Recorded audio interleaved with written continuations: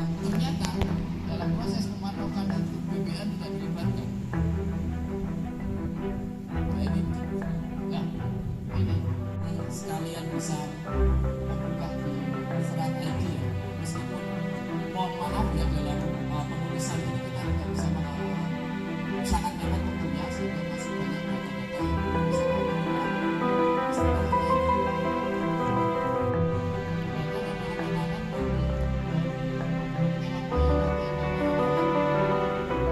Sampaikan dalam diskusi tadi apa aja Pak? Berarti Pak?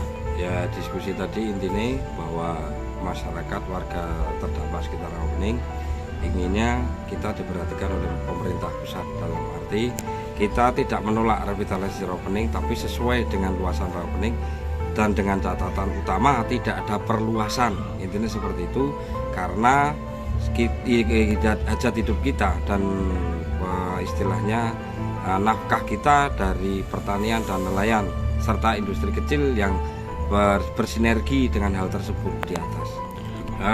Pematokan sudah ada 109 patok yang meliputi dari 16 desa 4 kecamatan, dan satu lagi ini sedang dalam ada revitalisasi sungai, dan satu lagi ini pembuatan tanggul untuk sementara. Yang informasi kami dapatkan itu dari tanah milik negara. Sangat resah sekali Mas. Mohon maaf karena dengan patok tersebut kita was-was, jujur mawon, apa yang sudah menjadi hak milik kita serasa bukan milik kita lagi. Intinya seperti itu, walaupun belum ada tindakan real dari pemerintah, namun kesan patok itu sudah bisa bikin istilahnya kita kayak tekanan batin Mas, kita takut was-was, istilahnya seperti itu. Kita tidak ngerti ini kapan akan terjadi, jadi seperti momok begitu loh Mas. Okay.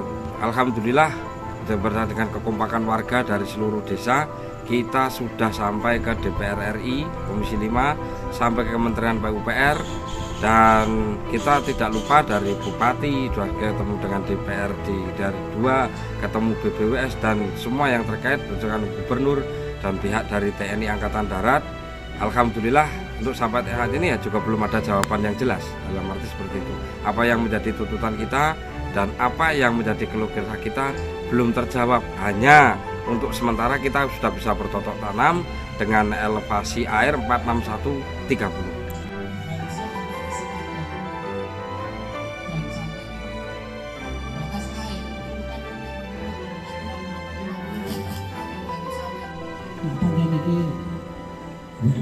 Contoh lagi ini nanti masyarakat jauh sejauh kan gitu. Karena di dalam Permen 365 disebutkan bahwa tanah. Oke, di diskusi kali ini dari hasil investigasi yang sudah dilakukan, kita merasa bahwa proyek revitalisasi Danau Rawapening ini merupakan proyek yang serampangan karena akhirnya kawasan sepadan danau itu mencaplok lahan sawah pemukiman masyarakat. Akhirnya masyarakat akan terancam kehilangan sumber daya agrarianya dan ruang hidupnya. Nah, proyek ini juga dirasa sangat tidak partisipatif, walaupun ada beberapa sosialisasi, namun sosialisasi itu yang sangat manipulatif ya. Rasa-rasanya masyarakat itu hanya diminta tanda tangan, kemudian itu dianggap sebagai persetujuan, padahal akhirnya lahan-lahan warga itu akan hilang karena adanya proyek revitalisasi ini.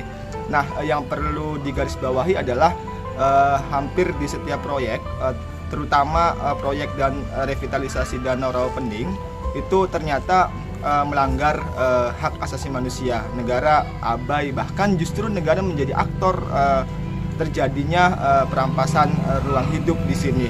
Kesejahteraan yang dimaksudkan masyarakat itu sebenarnya kesejahteraan di mana mereka masih tetap bisa menggarap lahan, mereka masih tetap bisa hidup di sekitar wilayah Rawapening. Namun dengan adanya revitalisasi ini, warga terancam kehilangan sumber daya agrarianya.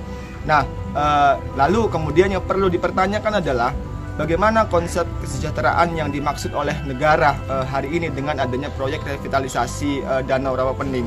Kesejahteraan itu seharusnya mengakomodir hak-hak masyarakat, bukan malah justru menggusur dan menghilangkan hak-hak masyarakat. Mungkin itu, Mas. Kalau nama lengkap dan di LBH sebagai apa, Dik? Saya Dika, di LBH sebagai pengabdi bantuan hukum di bidang sumber daya alam. Tempat usaha mereka, pabrik